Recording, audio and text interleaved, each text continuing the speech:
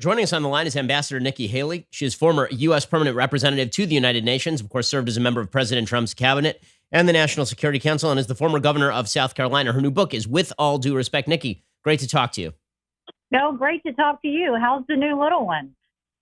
Thank God. She's really, really sweet. We like her. We will keep her. So I appreciate it. I'm really grateful, honestly, that she, I'm very grateful that my wife gave birth before all of this stuff broke out. It was like a week before things started to hit in the hospital. So I was actually able to be there for the birth. So that was a nice thing. So Ambassador Haley, let's start with the international situation, since, of course, you were our representative to the UN. Obviously, China lied about this entire situation for upwards of a month. They knew what was going on. They allowed millions of citizens to leave the Wuhan region. They lied to the WHO. They claimed there was no person-to-person, human-to-human transmission throughout all of this. So as, former U.S. representative to the UN, what do you think the ramifications should be for China based on their behavior here? Well, I think first you have to look back that this isn't anything new, right? I mean, when I was at the United Nations, we literally had staff that did nothing but work full-time on cleaning resolutions of all this propaganda that China would try and put in, trying to avoid them putting more people in committees so that they could infiltrate, trying to go and they would create this perception that they were like, the best in the world on everything. And so we were constantly pushing back on China.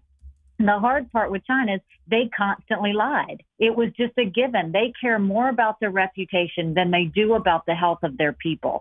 And I think, if you go back and you look at literally how this played out, there's two groups that we need to acknowledge with this. One, yes, we need to hold China accountable, but two, we need to hold the World Health Organization accountable. I mean, if you go back and look at the timeline, Dr. Tedros, who is the UN World Health Organization Director General, he went and said basically on December 30th, you had the doctor that warned the Chinese doctors that said, look, this virus is going to be dangerous. China tamped him down. He later died. Taiwanese officials warned the World Health Organization on December 31st that they had seen evidence that the virus could be transmitted from human to human. Then you go on January 14th, and I put this on my social media a couple of days ago, the World Health Organization tweeted that preliminary investigations conducted by the Chinese had found no clear evidence of human-to-human transition. Fast forward from December 31st and that January 14th tweet, on January 22nd and 23rd, the World Health Organization had a committee meeting, and they debated COVID-19.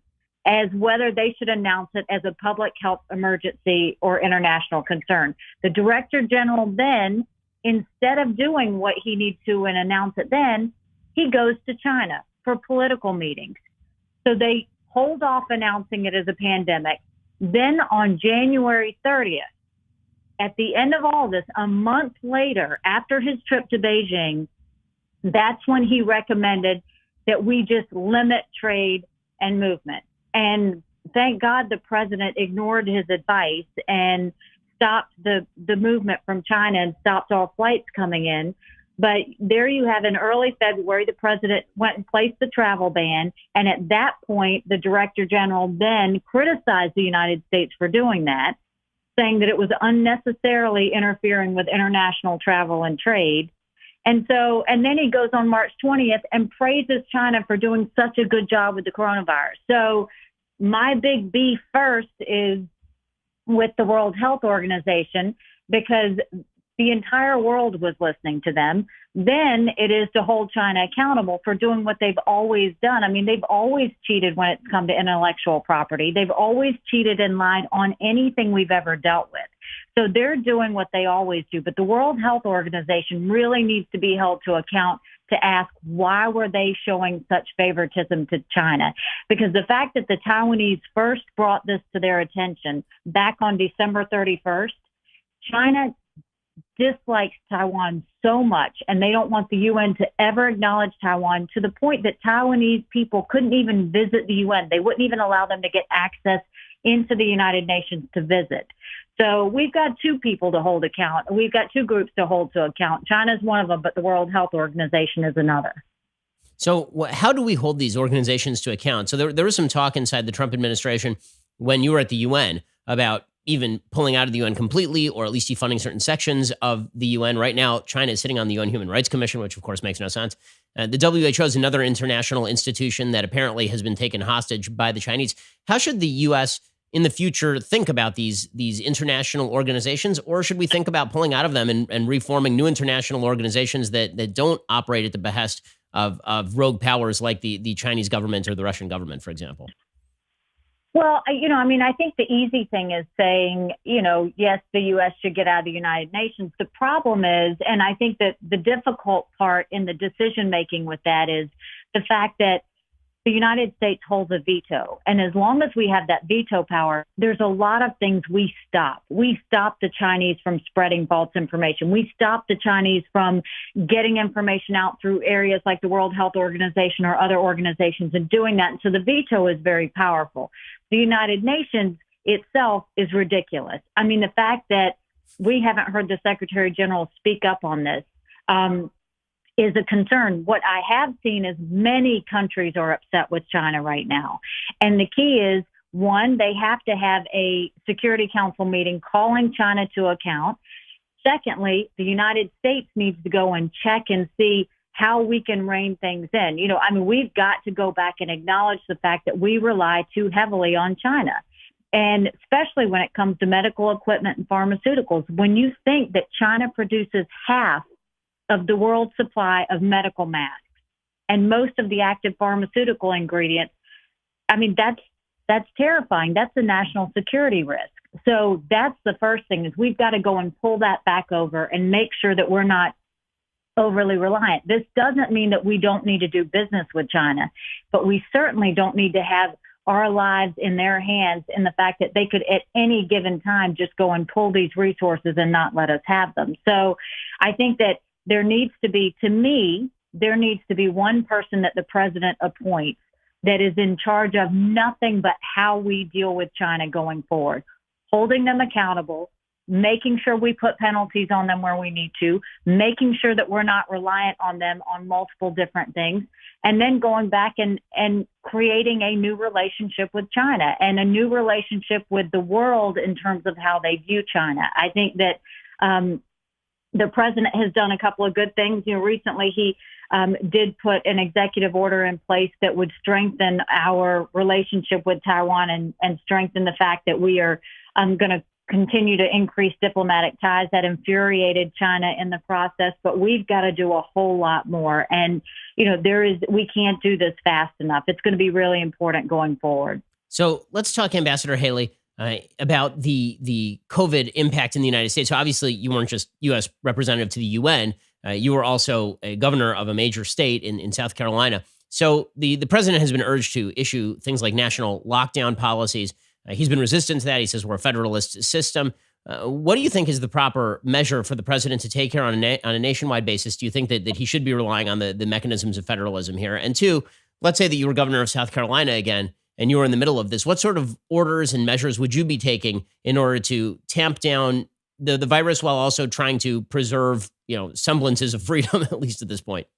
Well, I think that, first of all, as governor of South Carolina, and I went through many different crises, from 1,000-year flood to hurricanes to church shootings and school shootings. So you deal with all types of crises. This is certainly very, very different. But typically what I would always do is, when I saw a crisis coming, when I saw a hurricane coming, if you see an illness like this coming, you immediately reach out to the White House, you reach out to the feds, and you contact FEMA. And you do a full inventory of what you have in your state. We would do that every year anyway, of what we had in our state. We would change with the times. We would update things. And so you contact FEMA and you say, this is what we think. This is when we think it's going to hit. This is where we're vulnerable. And this is where we're going to need help. And then as soon as the crisis hits, you go and you activate those things. And I think the president did that very quickly. As soon as governors needed things, he activated. Then it really does go to the governors. I mean, the governors are on the front lines. The president can only do so much, but a governor then knows where the vulnerabilities are in the state. They are in charge of communicating to the state, and they are in charge of how they go and distribute all of the aid and resources to the hotspots in that area. And from there, they communicate on a daily basis with their people. I don't think that this is something where you treat every state the same. I don't think this is something where the president goes and mandates something on every state, because quite frankly, he doesn't know the vulnerabilities of every state. And so governors have to step up. They have to know what they have. They have to know how to use it, and they have to be able to make the decisions so that their people can be safe and dealt with. And so I think that that's what's happened here. You've seen some governors really step up to the plate and do a fantastic job, and you've seen some who have been, kind of complaining a bit and not as happy. But that usually comes from not knowing your state and your resources enough, and not knowing the logistics and how to get them in place to get things to go in the best way possible. Ambassador Haley, as we move forward with this, and as the president seeks to balance the economic needs of the country, I mean, we need to get back to work. We have a government imposed full stop on the American economy, probably 30 million lost jobs inside of a month. Balancing that with obviously the data that's still flowing in from coronavirus, how would you help to craft a policy that helps us move back toward a new normal, if not a full normal, in the near future? Well, I think that, first of all, I think that when the, president gives information, I think that, yes, there should be our health professionals that give information, but I also think there needs to be an economic team giving information as well. You have to balance the two. One, obviously, the priority is always going to be the health and safety of every individual, but the other side is the economic welfare of the country after the crisis. There's two things that a leader always wants to do in a time of crisis. One is over communicate the good and bad of everything so that the people feel as in control of the information as possible. And two, you have to show vision of what things are going to look like on the other side of the crisis. So when you look at the fact that most small businesses usually don't have reserves more than 45 days, if that. And so they have to know what in terms of, do I keep my staff for another month? Do I try and hold on for 6 more weeks, or do I shut things down? So there's some real decisions being made by small businesses right now, and they need as much information as possible. Now, the stimulus came through, and there was some good in the stimulus in that it went to help healthcare providers. It went to help individuals who had lost jobs, and it went to give help to small businesses. There was a lot of bad in that stimulus in that it was dealing with a whole bunch of stuff that had nothing to do with the crisis, and it was picking winners and losers in big corporations as opposed to going straight to the people that need it. They say there's going to be a second stimulus, and that is fine, but they've got to make sure it goes to the people who actually need it. Right now is a time where small businesses need to be able to stay afloat, and they need to make sure they can control the situation and decide whether they can keep the people. I think these grants that they've got coming out are great. I mean, they basically say any company under 500 people, if you keep your people on staff, they will cover your rent, your utilities, and that payroll. And so I think it's a no-brainer for small businesses, if they haven't already done that, to make sure that they go through and do those things. But I think in this next stimulus, the best things to do is, give payroll tax relief. Make sure that you go and you release any tax burdens that you can give to Americans and small businesses is going to be key. Ceasing federal deductions, those are always going to be important. Those are the things you have to do, because you have to remember, back when the New Deal came through, that was due to a crisis. The problem was it never went away. And so you've got to make sure there are no bailouts or handouts in this situation, but that there's just a way to lift people up to get out of this. And I think the other side is we do have to think of life after the virus. And that's going to go to looking at the people who have already had it. Are they able to go back to work? Are they, can they get it again? I think that's going to be the key. But the other side of it is I was so impressed just to see how American innovation is getting to work. There are already 41 diagnostic tools being used to test the coronavirus, 23 treatments in clinical trials, and 5 vaccines in clinical trials. If you think in that short amount of time, that's American innovation at its best. And that's what we do. And I think we're going to have to just move fast, but it's got to be a combination of the economic with the health. Well, Ambassador Nikki Haley, great to talk to you. Stay safe, and I really appreciate your time and your insight. Thanks so much. Take care, Ben. Stay safe. You too. I hope you enjoyed that clip from The Ben Shapiro Show. If you did, go ahead and hit the subscribe button so you stay up to date on all of our future content.